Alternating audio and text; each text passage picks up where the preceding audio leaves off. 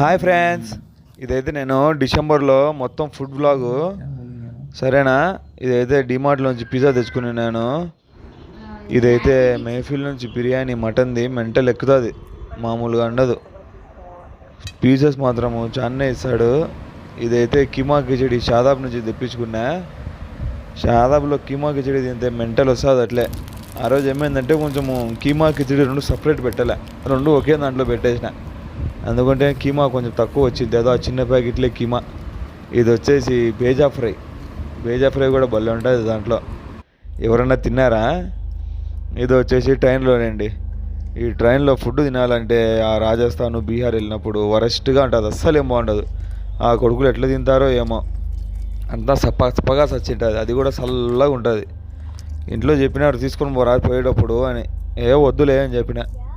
ఏం చేయాలా, ఎవరి కర్మకు వాళ్ళే బాధ్యులు. అందుకనే చూడండి నా ముఖం ఎట్లుంది, అంత వరస్ట్ ఎక్స్పీరియన్స్ అది.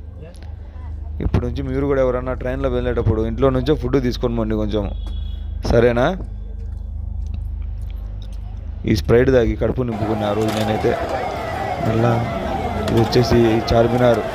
ఇక్కడైతే పానీపూరి బళ్ళు ఉంటుంది అన్నగాడ. ఆ తర్వాత అన్నీ అయిపోయినాక ఒక డైట్ కోక్, పెప్సీ థమ్స్అప్ లేండి అది కేఎఫ్సీలో. బాయ్.